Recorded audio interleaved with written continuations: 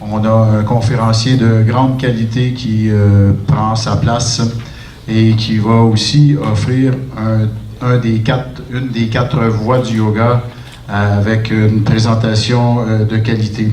Il s'agit de Swami Vijnananda, M. Yves Maillet, qui connaît bien entendu le Raja Yoga, le Kriya Yoga et la méditation Zen.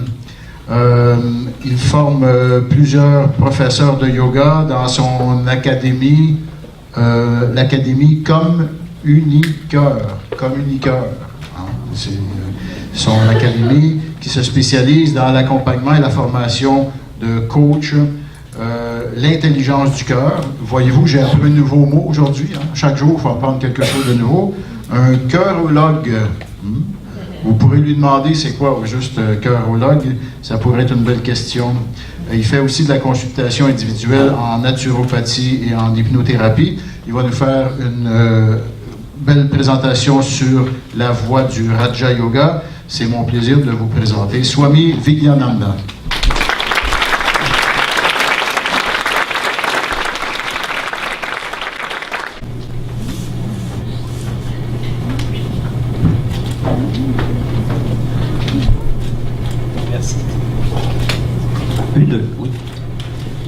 Alors, bonjour à tous. J'ai eu le beau cadeau par Swami Shivananda. Mardi, il m'appelle. Il dit, tu peux-tu me sauver? J'ai une conférencière, comme vous l'avez appris, qui est en convalescence, qui a un petit pépin de santé, qui ne pouvait pas se présenter. Alors, il dit, j'aimerais que tu me présentes une conférence sur le Raja Yoga. Et ça tombe bien parce que je suis tombé dans le yoga, comme Obélix est tombé dans la potion magique, avec le Raja Yoga. J'ai connu le Raja Yoga ou le yoga, non pas par des cours. J'ai découvert le yoga par des gens comme Hridaya. Hridaya, finalement, nous a donné un bel enseignement de Raja Yoga. Et aujourd'hui, ce que je veux vous présenter, c'est un petit peu le chemin que le Raja Yoga a apporté dans ma vie. Parce que je ne veux pas vous parler du livre d'instruction, hein, c'est plein de lire des instructions, même si c'est très intéressant, des fois ça peut aider. Alors, vous savez c'est quoi le livre d'instruction du Raja Yoga? Tous les professeurs devraient le savoir. Hein? Les Yoga Sutras de Patanjali. Alors, c'est un livre extraordinaire, mais je n'ai pas appris le Raja Yoga par ce livre-là. Je l'ai appris par le cœur, justement. On a mentionné que je suis un cœurologue, j'ai formé l'Académie Communiqueur, et aujourd'hui, on va parler du Raja Yoga en termes de voir comment cette approche peut apporter plus de vie dans notre vie humaine, plus de conscience dans notre vie humaine aussi. Et c'est ce qui m'a charmé quand j'ai rencontré le Raja Yoga, parce que je l'ai rencontré à travers des gens, j'ai rencontré à travers des personnes qui étaient des personnes qui dégageait ces personnes-là quelque chose que je n'avais pas senti auparavant. Il y avait un rayonnement chez ces personnes-là, et ces gens-là ne m'ont pas parlé de yoga. Ils étaient tout simplement. Et on a eu du plaisir ensemble à se côtoyer. Et par la suite, j'ai compris, parce que je les ai questionnés un petit peu, ce qui les avait amenés à dégager cette belle aura de cœur. Et c'est ce que je veux vous partager aujourd'hui. Et je rends hommage aussi à Madhurananda, qui était mon initiatrice dans le Raja Yoga, ici, il y a près de 40 ans. Alors, je l'ai intitulé la conférence, vous pardonnerez, j'ai pas eu le temps de préparer un PowerPoint avec de très belles images. C'est des mots qui nous mettent simplement des pistes pour voir un petit peu, à mieux comprendre cette voie du yoga. Je vais mettre mon timer, comme on dit, pour savoir où on est rendu. Voilà. Donc, je l'ai intitulé La voie d'éveil du cœur en soi. C'est mon nom, Yves Maillet, Swami Vijnananda, et l'Académie Communiqueur, où, effectivement, j'aide les gens à intégrer cette voie du Raja Yoga, qu'on n'est pas obligé souvent de nommer, mais qui est toujours présente parce que ça fait référence à toutes les dimensions de la vie. Et je trouve que le thème de cette année est bien choisi. puisque on va parler des différentes voies de yoga, et on est tous différents. Et c'est la beauté du yoga, c'est que ça nous permet de reconnaître notre différence et d'être reconnu dans notre différence. Et c'est ça qui m'a allumé quand j'ai rencontré ces personnes-là. Parce que la personne que j'étais il y a 40 ans n'aurait jamais parlé devant une foule ici. C'était la pire chose au monde qu'on m'aurait demandé de faire une conférence devant les gens. J'étais terriblement timide, j'avais de la difficulté à parler en public, et même dans un cours au secondaire ou au cégep, c'était impossible. Mais j'ai eu la chance d'avoir un accompagnement qui m'a permis de réaliser qu'il y avait, au-delà des dysfonctionnements sociaux, parce que la gêne, la timidité, c'est un dysfonctionnement social, il y avait un trésor à l'intérieur de moi. Et à chaque fois que je parle de yoga, souvent je fais référence à une chanson de Michel Rivard, « Libérer le trésor ». Alors ce trésor-là est à l'intérieur de nous, dans notre cœur, présent partout. Et on va voir comment le Raja Yoga, c'est cette voie qui permet d'ouvrir les portes du cœur pour laisser entrer plus de lumière, plus de vie, plus de conscience, on va parler conscience, et laisser sortir aussi cette lumière, cette conscience, cette force qui nous habite pour la partager aussi avec tous les êtres qui nous entourent. Et comme on est des professeurs, en majorité, c'est notre rôle de partager cette lumière à travers notre cœur. Alors aujourd'hui, ce qu'on va voir, on va voir la voix, c'est le titre, l'éveil, le cœur et le soi. Donc la voix, c'est un chemin. C'est un chemin qui nous est propre. Hein? C'est le chemin du yoga, mais c'est le chemin de l'éveil. Le chemin de l'éveil de la conscience qui nous amène à être plus vibrant dans notre humanité. Hein? Souvent, Swami Shivananda nous parle d'être humain. On est un être qui vit une expérience humaine et on est un humain qui a à l'intérieur de son cœur une dimension d'être, une dimension vibrante, vibratoire. Et cette voie-là vise justement à éveiller ce qui est à l'intérieur de soi, qui est endormi. Hein, c'est tout le résumé des Yoga Sutras, c'est ça, c'est de mettre de la lumière, d'éveiller. Alors, souvent, on parle de yoga nidra, le yoga du sommeil éveillé. Alors, nidra, c'est pour nous éveiller de notre sommeil hypnotique. Et tantôt, j'ai un beau petit vidéo qui va vous démontrer de façon humoristique comment on est déconditionné, comment on a perdu accès à notre intériorité, à notre être, à notre valeur, à notre lumière aussi. Donc, c'est ce chemin, cette voie d'éveil qui passe par le cœur. Et le cœur, quand j'explique, si vous allez sur mon site Académie Communicaire, j'ai fait une petite vidéo où je t'explique. Souvent, le cœur, on fait référence aux émotions. Hein. Quand on parle de l'intelligence émotionnelle, on pense que c'est relié au cœur. Des fois, on va penser aussi relier le cœur à l'intuition.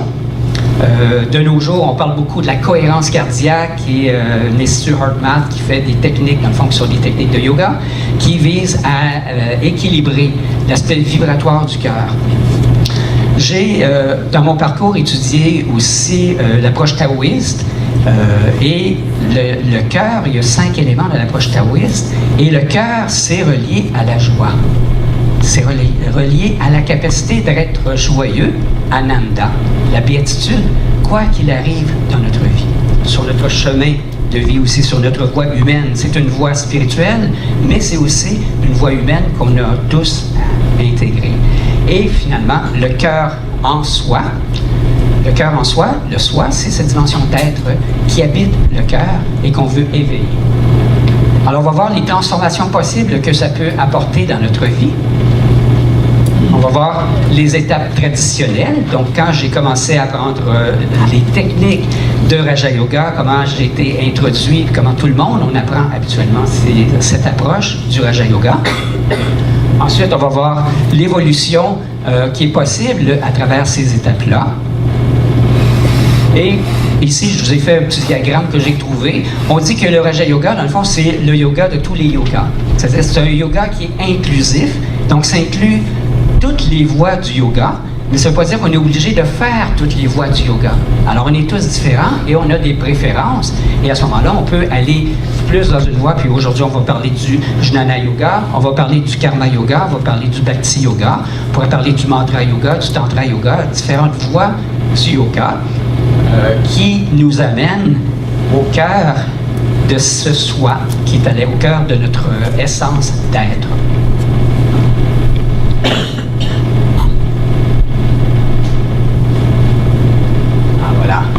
Alors, dans le Hatha Yoga Pratipika, on dit que le Hatha Yoga, c'est l'échelle qui permet de gravir les sommets du Raja Yoga. Alors, c'est une belle phrase parce que c'est important de ne pas confondre l'échelle avec là où on s'en va, le but. Parce que si on confond l'échelle, on va passer beaucoup de temps à se perfectionner, à avoir la meilleure échelle au monde, mais finalement, on ne gravira jamais aucune de ces marches de cette échelle-là. Alors, et une autre phrase que je n'ai pas eu le temps d'écrire, on dit que le Hatha Yoga mène au Raja Yoga, et le Raja Yoga a besoin du Hatha Yoga. C'est-à-dire que c'est pas une approche qui est simplement axée sur une spiritualité dématérialisée, déshumanisée, désincarnée. Au contraire, c'est une approche qui permet d'incarner notre réalité humaine, mais avec une conscience nouvelle.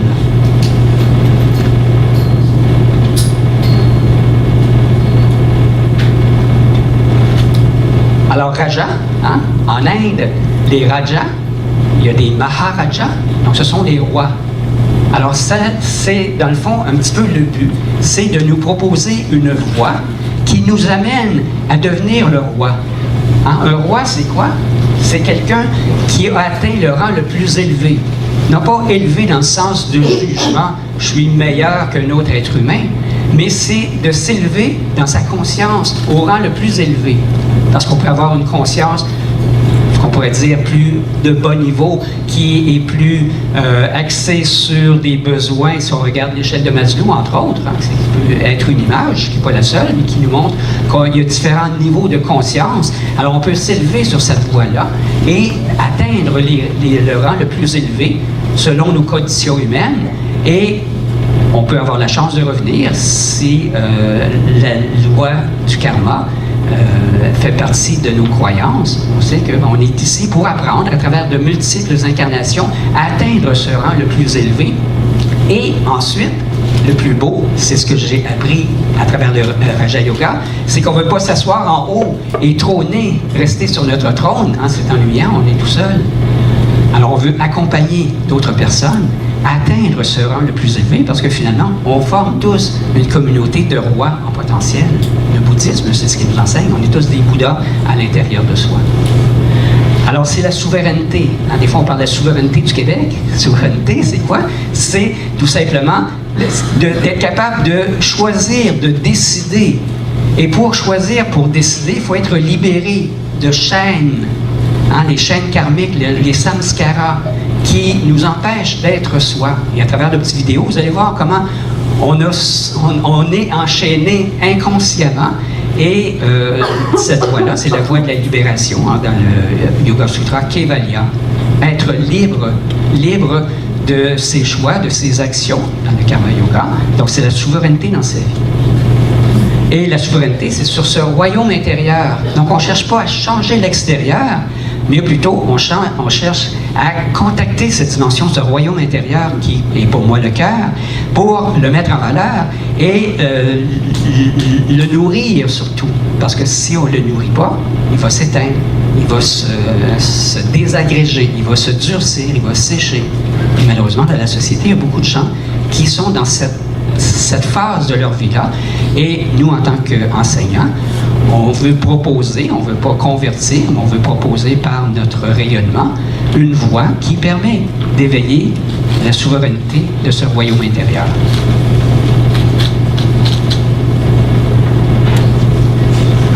Alors, ma rencontre avec le Raja Yoga, j'en ai parlé déjà un petit peu. Ça a commencé... Alors, je suis arrivé à rencontrer le Raja Yoga. Et ce cercle-là, dans le fond, c'est un symbole. C'est un symbole qui représente l'encombrement qui était présent à l'intérieur de moi. Les inconforts, les stress, le manque de lumière.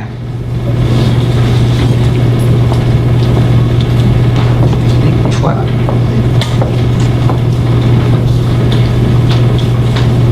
Est-ce que je dois pointer? Ah, voilà.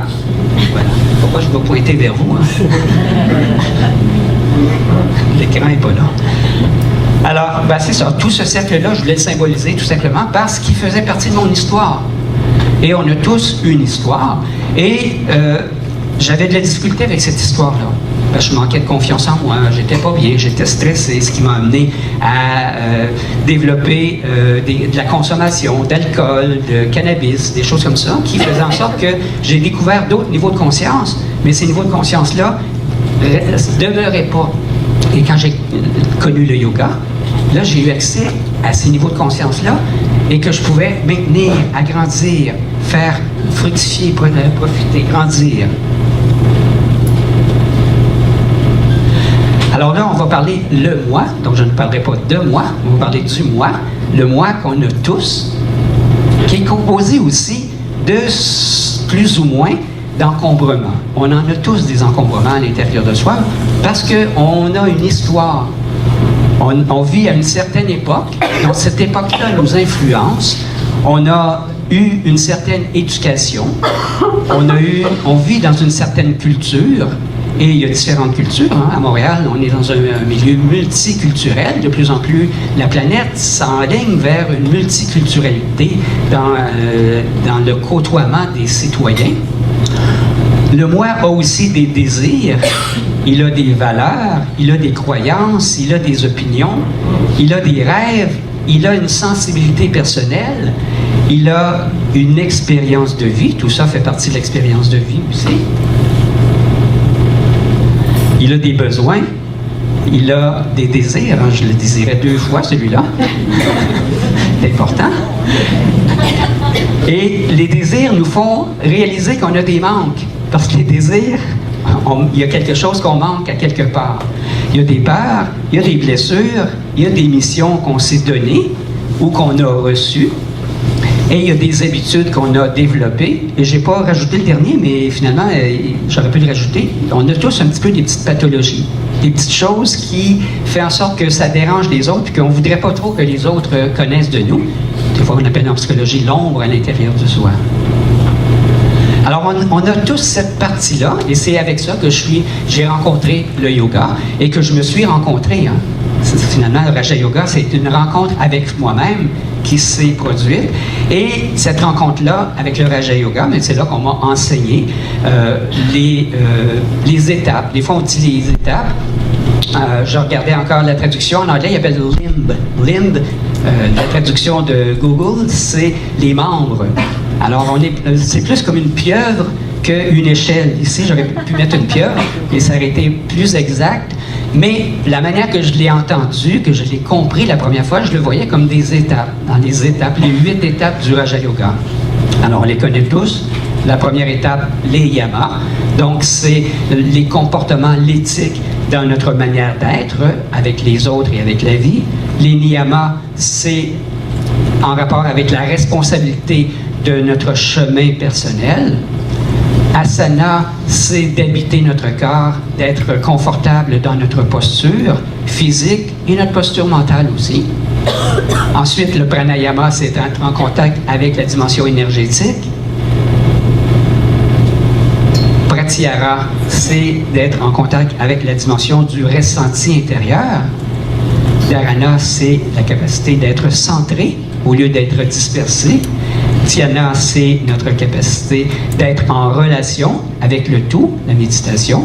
Et Samadhi, qui est l'étape ultime. Alors on dit souvent que le Raja Yoga, mais il vise à atteindre l'état de Samadhi, qui est la conscience supérieure, un état de conscience supérieure qu'on définit souvent cet état de Samadhi. Et c'était formidable parce que souvent en yoga, on oublie yama niyama, c'est plus en sourdine. Mais déjà, Asana, ça m'a fait du bien. Ça a libéré.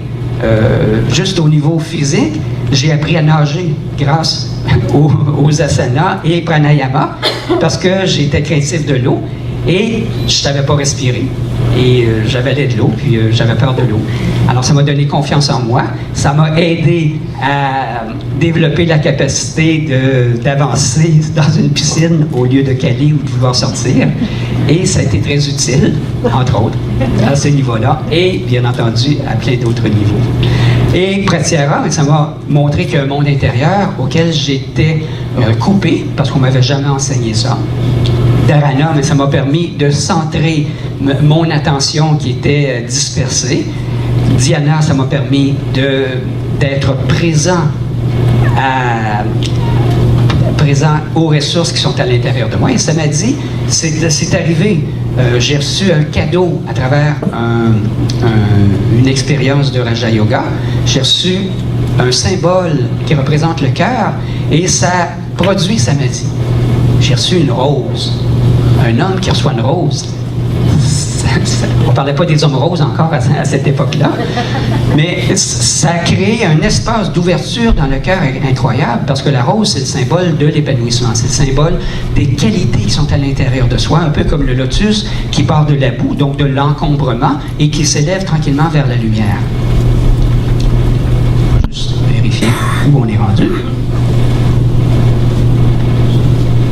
Ça va bien. Alors, ce chemin traditionnel, donc c'est notre moi qui a, je reviens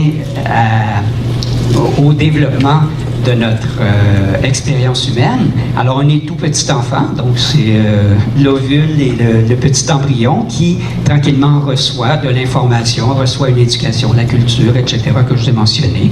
Et ça grossit parce que là on en reçoit de plus en plus et ça grossit encore plus. Donc, on a un bagage de plus en plus grand. Et là, mais on pourrait appeler ça l'ego aussi. Hein, l'ego, plus il en sait, plus il est content, plus il peut faire montrer ce qu'il sait. Et il est vu aussi, parce que plus il est grand, plus il est gros, plus qu'il est heureux. Donc, c'est le chemin qu'on m'avait montré. Et heureusement qu'à travers le Raja Yoga, j'ai compris que c'était pas la voie du bonheur de faire grossir cette boule-là. Parce que ça prendrait toute la place. Et finalement, je ne laisserais pas de place aux autres aussi. Alors là, j'ai rencontré l'autre, mais dans ma rencontre avec l'autre, tout ce que j'avais vécu, il s'est bâti aussi un genre de protection. Et c'est pour ça que j'ai mis une petite protection autour de ce petit point central qui fait que j'avais pas nécessairement accès à cette capacité d'ouverture que le Raja Yoga, tranquillement, m'a permis de contacter. Et les autres ont fait partie aussi du processus d'encombrement qui a fait en sorte que ma lumière, elle ne brillait plus autant que ce que j'avais reçu comme cadeau à la naissance. Et le petit vidéo que je vous ai trouvé, j'ai trouvé ça hier, je trouvais ça amusant, c'est pour voir comment on est conditionné. Donc, la voie du Raja Yoga, pour moi, c'est une voie de déconditionnement. Hein, si on étudie les textes des Yoga Sutras, ça nous enseigne tout simplement à désencombrer notre mental des croyances, des peurs, des doutes. Et quand on fait un sankalpa, c'est pour remplacer avec des attitudes nouvelles pour les bâtir. Mais il y a un grand travail, et c'est un travail courageux qu'on a tous à faire, et on a à vaincre une force qui est dominante dans notre vie et qui peut aussi être important de conscientiser, parce qu'on ne veut pas qu'elle se manifeste aussi à travers le yoga. C'est-à-dire qu'on ne veut pas devenir aussi on ne veut pas que le yoga non plus devienne quelque chose à laquelle on veut se conformer. Donc, vous allez voir, le petit vidéo, c'est basé sur le conformisme. Donc, on a développé toutes ces attitudes-là par conformité.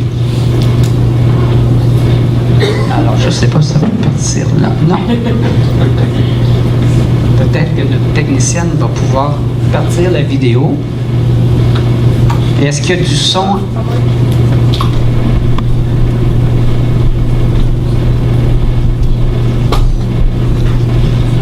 Finirez par se lever en entendant la sonnerie simplement parce que les autres le font. Vous pensez peut-être que jamais vous ne le feriez, mais rien n'est moins sûr.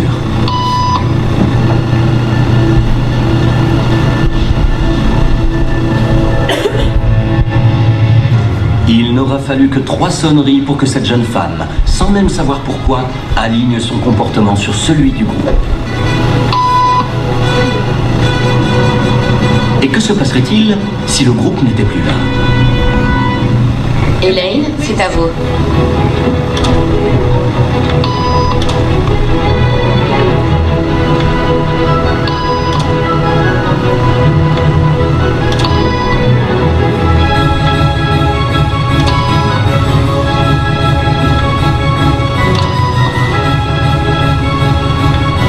Ça y est, elle est enfin seule. Tout le monde est parti et plus personne ne la regarde, excepté nos caméras cachées. Que pensez-vous qu'elle va faire?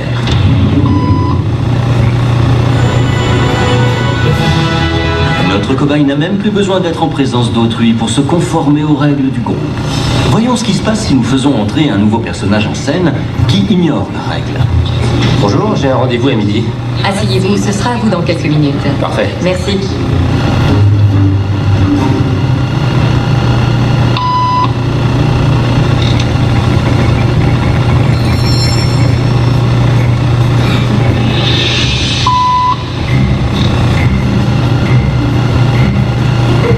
Pourquoi vous levez-vous? Tout le monde le faisait. Je croyais qu'on était obligés. Vous pensez que le petit nouveau va suivre le mouvement?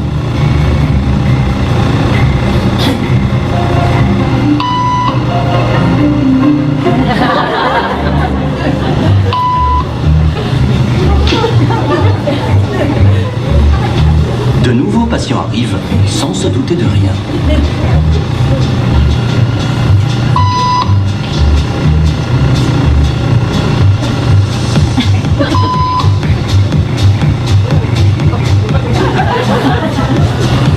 Lentement, mais sûrement. Ce qui n'était qu'une règle inventée spécialement pour cette jeune femme est devenu la norme pour tout le monde dans la salle d'attente. Pour nous expliquer ce qui se passe dans leur cerveau, voici Jonah Berger de l'Université de Pennsylvanie. Ce comportement de meute intériorisé, c'est ce qu'on appelle l'apprentissage social.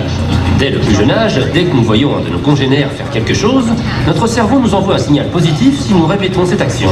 Quand j'ai vu tout le monde se lever, j'ai senti qu'il fallait que je fasse pareil. Sinon, je me serais sentie exclue. Une fois que j'ai commencé à les imiter, je me suis sentie bien plus à l'aise. Le conformisme est essentiel aux sociétés humaines, mais il peut aussi mener à de mauvaises habitudes ou à répéter d'anciennes erreurs. Cela explique pourquoi même les rebelles qui n'imitent pas les bêtises de leurs semblables finissent par rejoindre leur rang. Plus choquant encore que de voir à quelle vitesse le conformisme façonne nos comportements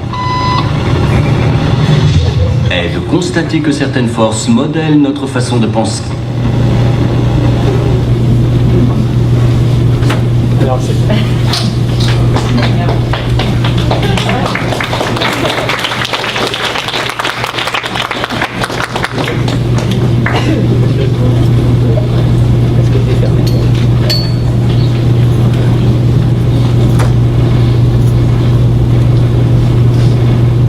Alors, voilà. Ah, c'est amusant. Mais pour moi, ça illustre l'importance du Raja Yoga. Parce que inconsciemment, on a tous une partie de nous conformistes. Et c'est important de voir que ces conditionnements-là, qu'on a tous, mais pour moi, le yoga, c'est une voie royale, justement, pour conscientiser ces automatismes inconscients et tranquillement choisir entre ceux qui sont utiles, parce qu'il y en a certains conditionnements sociaux qui sont très utiles, mais il y en a beaucoup qui sont restricteurs, parce qu'on suit ce qu'on appelle la meute. On suit ce que tout le monde fait. Alors, si tout le monde commence à faire du yoga, bien là, si je ne fais plus de yoga, je vais commencer à en faire. Et heureusement, c'est bon. Mais on a besoin d'enseignement aussi, et Swami Shivananda le mentionnait tantôt avec Hridaya. On a le maître intérieur, mais on a besoin d'un maître à l'extérieur, des fois qui voit clair dans nos conditionnements, pour nous permettre de nous éveiller à ces conditionnements-là et de choisir une autre voie, c'est la voie du cœur, la voie de la liberté, la voie de notre responsabilité qui fait en sorte qu'on va avoir une vision différente. Ça, c'est un schéma que j'ai fait maintenant. Au lieu des 8 étapes que je faisais 1, 2, 3, 4, 5, 6, 7, 8, et un jour, j'atteignais samadhi. Pour moi, samadhi, c'est ça, c'est la conscience, l'état de conscience libre de ces conditionnements-là. Et cet état de conscience-là est présent à l'intérieur de nous déjà. Donc, ce n'est pas un état qu'on va atteindre samadhi. Samadhi est présent.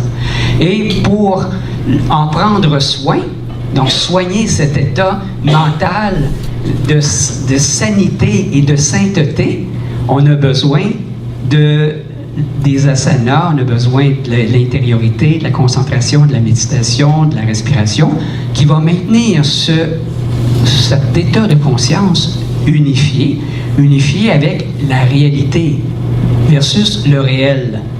Parce que la réalité, c'est que c'était un test et personne n'a vu la réalité. Mais chacun s'est construit un réel dans sa tête imaginaire. Et on a tous, nous, un réel dans notre tête. Et le Raja Yoga, c'est un petit peu pour faire le ménage dans le réel, pour être capable de voir la réalité, d'être faire un avec la réalité, qui est l'état de samadhi.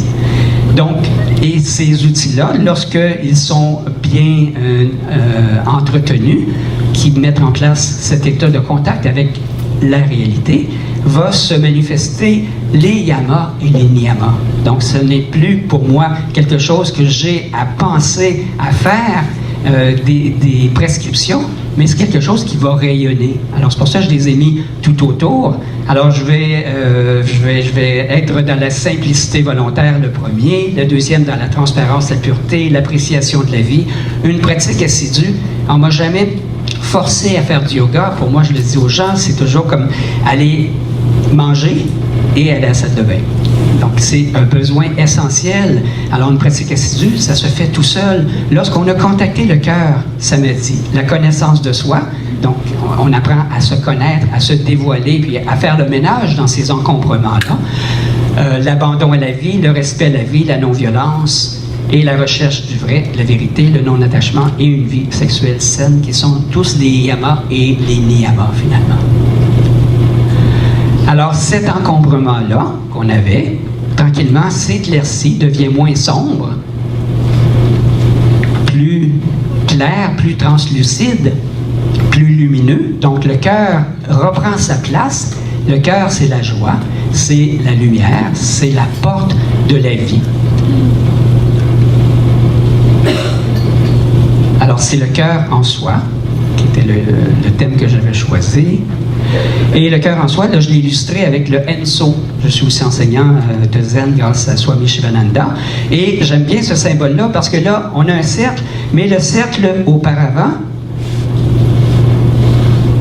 celui-là, il est restrictif, il est quand même enfermé. Alors que le Enso est ouvert. C'est un cercle d'ouverture où il y a à la fois une porte d'entrée et de sortie. Et aussi, c'est plus comme une vague. Donc, au lieu d'être comme une armure, une protection, parce qu'on peut se construire une protection partout, hein, avec la spiritualité, comme avec des choses matérielles.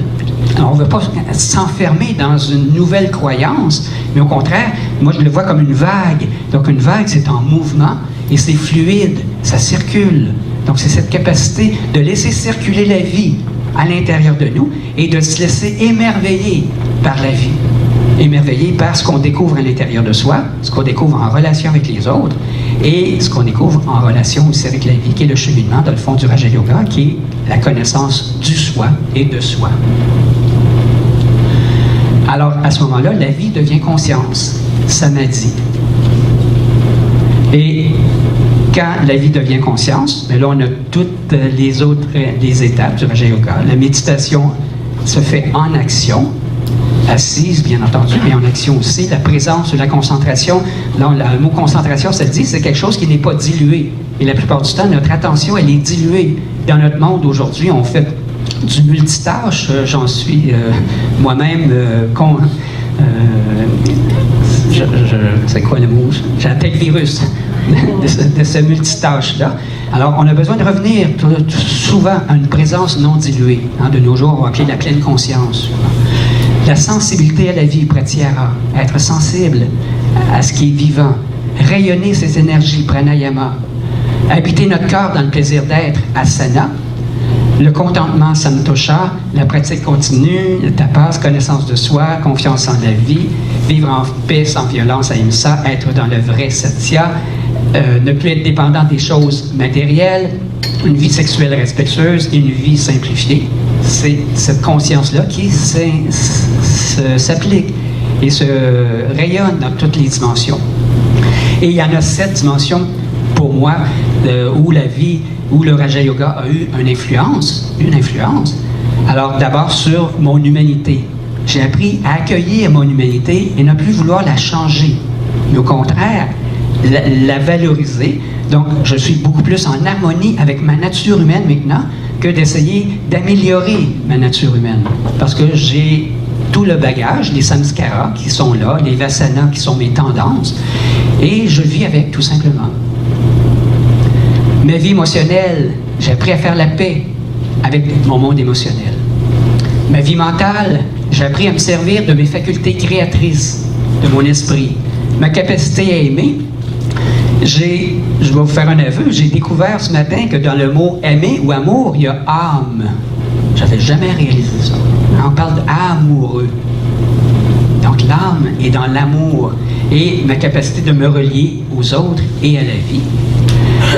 Donner un sens à ma vie, c'est de mettre en valeur mes dons et mes talents. Ensuite, de mettre l'ego au service de la conscience, au lieu de juger cet ego-là, j'arrête de lutter avec lui. Et finalement, j'habite cette conscience-là, quoi qu'il arrive, joie et bonheur, sur la terre comme au ciel. Alors, si vous avez le goût de venir m'en jaser un petit peu, j'ai un petit kiosque ici. Et je crois que... Est-ce qu'on a terminé, monsieur le présentateur? Je vous remercie de votre attention.